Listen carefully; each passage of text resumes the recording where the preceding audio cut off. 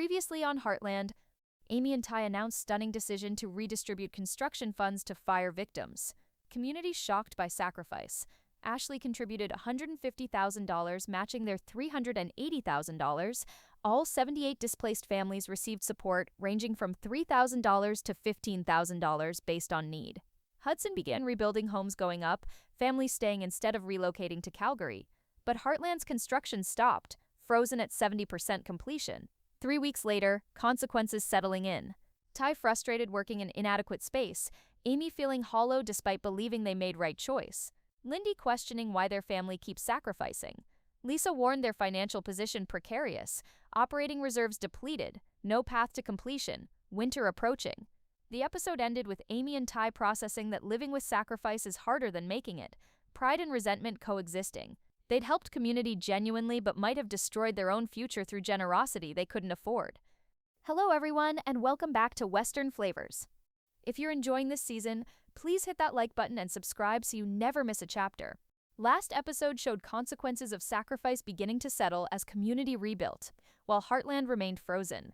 Tonight, reality crashes down with full force as financial crisis deepens and construction halt reveals itself as potentially permanent. Sometimes noble choices lead to devastating outcomes. Sometimes doing the right thing destroys everything you've built. And sometimes you discover too late that sacrifice you thought was temporary has become the permanent state of your life, with no path back to what you lost. 6 weeks after redistributing construction funds, autumn arrived with cold that exposed every vulnerability of Heartland's incomplete construction.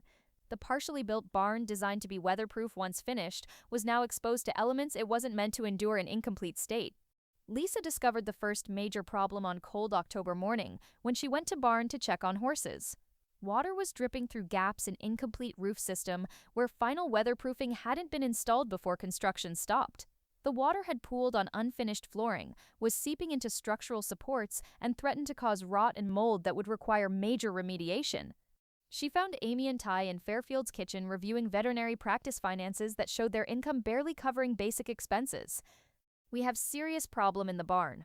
Water infiltration through incomplete roof system. It's causing damage that will require expensive repairs before construction can ever resume, assuming we ever get resources to resume construction.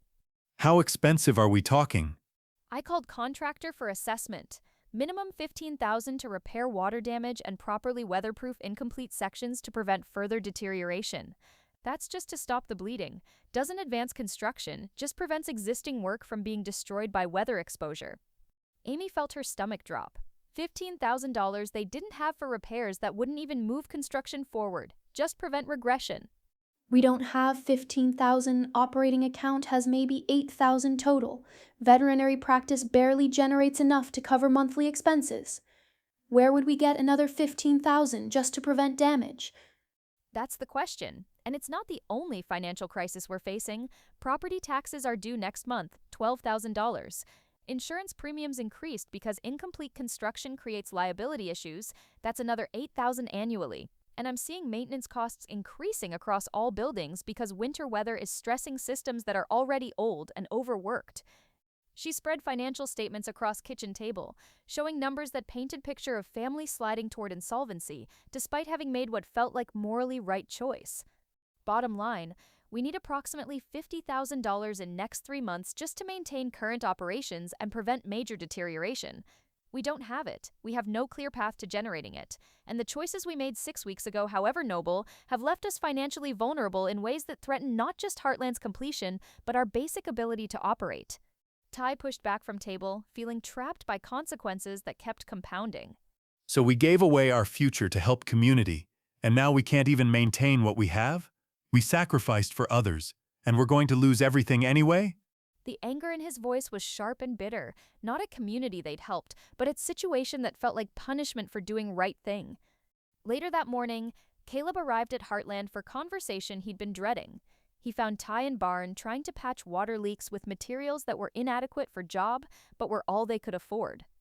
I need to tell you something you're not going to want to hear. Construction crew officially moved to other projects permanently.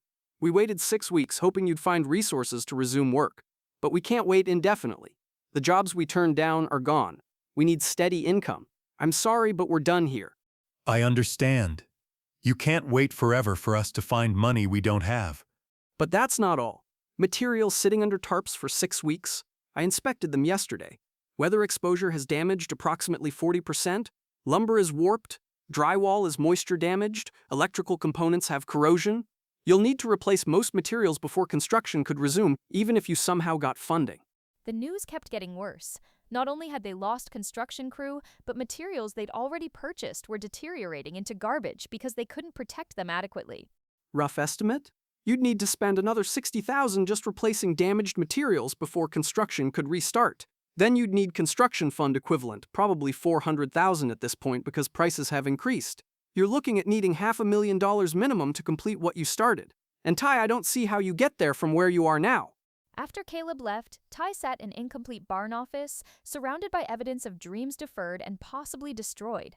8 months of work, hundreds of thousands of dollars invested, countless hours of planning and hoping, all frozen at 70% completion with path forward looking increasingly impossible. Amy found him there around noon, recognizing immediately the despair in his posture. Caleb told you about the crew leaving permanently? And the materials damage, and the cost to restart if we ever got funding. Amy, we need $500,000 minimum to complete what we started. We don't have $50,000 to cover basic needs for next 3 months. How do we bridge that gap? How do we get from broke to having resources for construction that might not happen for years if ever? I don't know. But we made choice based on values, not economics. We knew there would be consequences. Knowing abstractly and living with reality are completely different. I thought we'd struggle temporarily, then find way forward. But this isn't temporary struggle. This is permanent state we've created. We're stuck in incomplete facility we can't finish, can't even maintain properly. Watching it deteriorate around us while community we helped rebuilds their lives and moves on. The bitterness in his voice was undeniable now. 6 weeks of living with consequences had eroded his conviction about righteousness of their choice. That afternoon brought complication they hadn't anticipated. 3 families who'd received funds 6 weeks ago were still living at Heartland, the Chen's Rodriguez family, and young couple with newborn baby. They'd promised to move out once they secured temporary housing while rebuilding their properties, but 6 weeks later, they were still occupying Fairfield's rooms with no clear timeline for departure. Mrs. Chen approached Amy with apologetic expression, but also stubborn insistence. I know we said we'd leave once we found housing, but everything available is too expensive. The money you gave us needs to go toward rebuilding our ranch. We can't afford to spend it on temporary rent. Could we stay a bit longer? Maybe another few months until our construction is far enough along to live on site? Amy felt trapped between compassion and desperation. These families needed help, but Heartland couldn't sustain ongoing refugee operations with depleted resources and mounting financial crisis. Mrs. Chen, I understand your situation is difficult, but we're struggling too. We gave away our construction funds. We're facing major financial problems, and supporting additional families indefinitely isn't sustainable for us. But you have this big house, you have space, and you gave us money specifically to help. Wouldn't helping include letting us stay until we can move to our own property? The logic was understandable but untenable. Helping had meant redistributing funds, not providing indefinite free housing that drained their already stressed resources. Amy discussed situation with Ty and Lisa that evening, all 3 recognizing they had to set boundaries despite discomfort. You need to give them firm timeline, 1 month maximum to secure other housing arrangements. You've been generous beyond any reasonable expectation. Continuing indefinitely isn't helping them, it's enabling dependency while destroying yourselves. But if we force them out and they can't afford housing, what happens? They relocate to Calgary anyway, defeating entire purpose of why we gave them funds. That's not your responsibility. You gave them money. You provided temporary shelter. You've done more than anyone could expect. Their inability to manage resources isn't your burden to carry forever. The conversation revealed uncomfortable truth. Generosity created expectations. People who'd benefited from their sacrifice now expected continued support, and setting boundaries felt like betrayal, even though it was necessary for survival. The following week brought revelation that was simultaneously validating and devastating. Amy ran into the Henderson couple in Hudson's grocery store. They looked happy, healthy, clearly recovering well from fire's trauma. Amy, so good to see you. We wanted to stop by Heartland to update you. Our house construction is nearly complete. We'll be moving in next month. The money you gave us made all the difference. We're so grateful. That's wonderful news. I'm really happy for you. You and Ty should come to dinner once we're settled. We'd love to host you in our new home, show you what your generosity helped create. After they walked away, Amy stood in grocery aisle processing mixed emotions. The Hendersons were rebuilding successfully, exactly what their sacrifice was meant to accomplish. But Heartland remained frozen, deteriorating, with no clear path forward. Their generosity had enabled others' recovery while ensuring their own remained impossible. She shared the encounter with Ty that evening. That's what success looks like. Family rebuilding, recovering, moving forward. We made that possible. So why do I feel angry about it? Why does their success feel like reminder of our failure? Because we're human. Because watching others recover while we're stuck is hard even when we chose to make their recovery possible. Both things are true. We did good thing, and we resent its consequences. Around the same time, Ty discovered his veterinary practice was losing clients to competitors. Several ranchers who'd previously used his services were now going to clinic in neighboring town that had better facilities. One client explained apologetically when Ty asked about the change. Your service is great, but the other clinic has proper surgical suite, modern diagnostic equipment, comfortable waiting area. For routine stuff, I'll still come to you. But for anything complex, I need facilities you don't have because your construction stopped. The incomplete barn wasn't just personal disappointment, it was professional handicap that was costing them income they desperately needed. 8 weeks after fund redistribution, Lisa called family meeting to discuss crisis that couldn't be ignored any longer. Financial statements she presented showed situation worse than anyone had realized. Current operating account balance, $4,000. Expenses for next month, $8,000 minimum. We're $4,000 short just to cover basics: utilities, food, insurance, fuel, supplies. That's before addressing any of the major issues like barn repairs, property taxes, or material replacement. She continued through list of mounting problems. Water damage in barn is worsening, now estimated $20,000 to repair properly. Materials deterioration means $60,000 replacement cost. Construction crew gone permanently. Property taxes $12,000 due in 3 weeks. Insurance premiums $8,000 due next month. And we're still housing 3 families who aren't leaving and aren't contributing to their own support costs. So we're broke. Actually broke. Not just tight on funds. We gave away our resources, and now we can't meet our own basic obligations. That's accurate assessment. You sacrificed for community and now you're facing potential insolvency. Worst case scenario, you lose Heartland entirely because you can't pay taxes and maintain property. The words landed like physical blow. They'd survived original fire, rebuilt for 8 months, sacrificed construction funds to help community, and now faced possibility of losing everything anyway because generosity had left them with nothing to sustain themselves. Lindy had been sitting quietly through meeting, but now spoke up with voice that carried fear. Are we going to be homeless?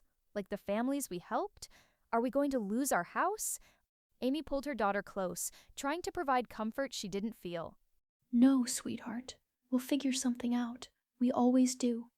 But the reassurance felt hollow. They'd figured things out repeatedly over past 2 years after Jack's death, after Tim's death, after original fire, through Ty's license recovery, through evacuation, and Moonbeam's loss. How many times could they figure things out before running out of resilience and resources completely?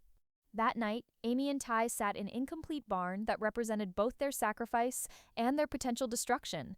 The building that was supposed to be triumph sat as monument to choices that might have been noble, but were proving catastrophic. Did we make mistake? Not morally.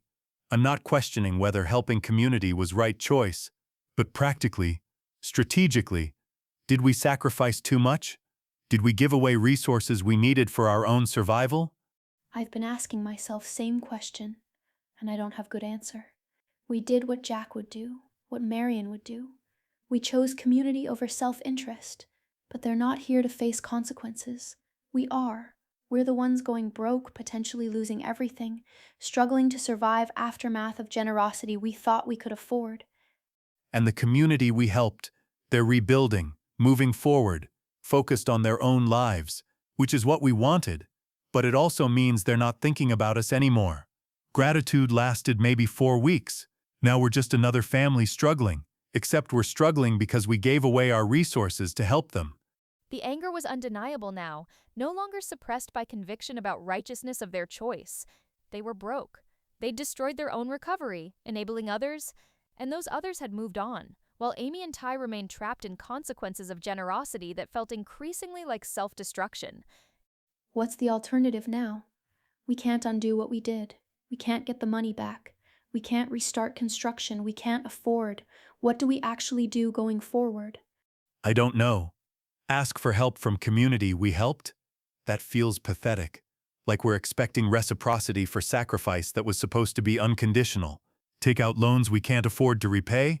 That just delays insolvency while adding debt. Keep struggling indefinitely hoping something changes while situation gets progressively worse? Lisa joined them in the barn, her presence reminding them she'd been warning about exactly these consequences 6 weeks ago.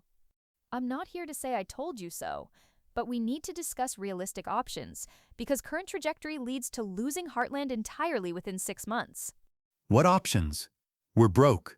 We have no clear income beyond veterinary practice that barely covers basics and is losing clients because of inadequate facilities. What realistic options exist? Uncomfortable ones. You could sell off portions of property to generate capital, keep core acreage but sell peripheral land. You could take out substantial loans using property as collateral, risky but provides immediate liquidity. You could seek investors willing to fund completion in exchange for partial ownership, or you could accept that Heartland at 70% completion is new permanent reality and adapt operations accordingly. All options felt like defeat. Selling land meant reducing Heartland permanently. Loans meant debt they might never escape. Investors meant losing family ownership. Accepting incomplete status meant admitting sacrifice had destroyed rather than delayed completion. What would Jack do? If he were here facing this, what would he actually do? Jack would have done exactly what you did, helped community without hesitation. But Jack also would have found way forward because he was stubborn and resourceful and refused to accept defeat. The question isn't what Jack would do, it's what you're going to do. Are you going to let sacrifice destroy you, or are you going to find way to survive consequences of doing right thing? The next morning brought unexpected visitor that changed their immediate situation, if not their fundamental crisis. Ashley arrived at Heartland looking serious and determined. I've been watching you struggle, hearing through community networks about your financial situation, and I've decided to intervene again because you're too proud to ask for help. You desperately need. She handed them a check that made Amy gasp audibly. $75,000. It's not everything you need, but it covers immediate crisis, barn repairs, property taxes, insurance, household expenses for next few months. It buys you time to figure out longer-term solutions without losing everything immediately. Ashley, you've already given so much. The original donation for construction, the matching contribution for fire victims, and now this. It's too much. It's not too much. It's what's necessary. You sacrificed your construction funds to help community. You're struggling because you chose generosity over security. I have resources you need. Refusing them because of pride is stupid when alternative is losing everything. Jack built. Her bluntness was characteristic and oddly comforting. This wasn't charity offered from pity. This was practical investment from someone who valued what Heartland represented and refused to watch it destroyed by consequences of doing right thing. But this comes with conditions. You evict the 3 families still freeloading at Fairfield. You set boundaries about what help you can provide going forward. You accept that you did enough for community, and now you focus on your own survival. Generosity that destroys you helps nobody long-term. Lisa nodded approvingly. Ashley was articulating exactly what they needed to hear, but had been too guilty to embrace. After Ashley left, Amy and Ty held check that represented temporary lifeline but not permanent solution. $75,000 covered immediate crisis but didn't address fundamental problem. They'd sacrificed resources needed for completion and had no clear path to generating what they'd given away. This buys us maybe 6 months. Repairs the barn enough to prevent further damage, pays taxes and insurance, covers basic operations. But then what? 6 months from now we're in same position unless something dramatic changes. But 6 months is better than immediate crisis. It's time to figure out answers we don't have right now. It's survival when alternative was losing everything within weeks. They stood holding Ashley's check, feeling gratitude and something more complicated, awareness that they'd become dependent on others' generosity after years of being the ones who helped. The role reversal was uncomfortable and humbling. That evening, they had difficult conversation with 3 remaining families at Fairfield, setting firm boundary that felt cruel but was necessary. We're grateful we could provide shelter during crisis, but we need our space back. We need to focus on our own family's survival. You have 1 month to secure other housing arrangements. We'll help you find resources and make connections, but you can't stay here indefinitely. Mrs. Chen's face showed hurt and disappointment that stung even though boundary was reasonable. I thought Heartland was about helping people in need, but I guess that only applies when it's convenient for you. The accusation was unfair but also revealed uncomfortable truth. Generosity created expectations that became resentments when boundaries were necessary. They'd helped extensively, sacrificed substantially, provided more support than anyone could reasonably expect. But some people would always see limitations as betrayals rather than natural consequences of finite resources. After families left the conversation, Amy felt emotionally battered by guilt and resentment both. We helped them. We gave them money. We housed them for 2 months. And now setting reasonable boundary makes us villains? Is this what we get for sacrificing everything? Apparently, we learned harsh lesson. Generosity sometimes breeds entitlement rather than gratitude. People get used to receiving help and forget it was gift, not obligation. Lisa offered perspective earned through decades of navigating human nature. This is why Jack maintained boundaries even while being generous. He helped people but didn't destroy himself doing it. He understood that sustainable service requires protecting your own capacity to serve. You're learning that lesson the hard way. 2 months after redistributing construction funds, autumn was turning toward winter and Heartland's incomplete barn became increasingly problematic. Ashley's $75,000 allowed repairs that prevented catastrophic damage, but the building remained at 70% completion with no timeline for finishing. Amy and Ty adapted to new reality. Heartland wasn't temporarily incomplete pending funding. It was functionally incomplete as permanent state. They'd done noble thing that helped community substantially, and that noble thing had destroyed their dreams while creating permanent limitation they'd have to work within indefinitely. One cold November evening, they sat in Fairfield's living room reviewing veterinary practice accounts that showed modest profit for first time in months. Small victory, but victory nonetheless. We're stabilized. Barely, but we're not actively going broke anymore. Ashley's money covered crisis. Practice income covers ongoing expenses. We're surviving. But not completing construction, not finishing barn, not achieving what we spent 8 months working toward. We're surviving in permanent incomplete state that might never change. Maybe that's okay. Maybe 70% completion is enough if it means we helped community survive and stay together. Maybe Jack's legacy isn't buildings but values, choosing people over property even when it costs everything. Amy wanted to believe that, wanted noble interpretation that made their sacrifice meaningful rather than just destructive. But sitting in an incomplete facility that reminded her daily of what they'd given away, belief felt harder than it should have. Outside, winter's first snow was falling on incomplete barn where construction had stopped 2 months ago and might never resume.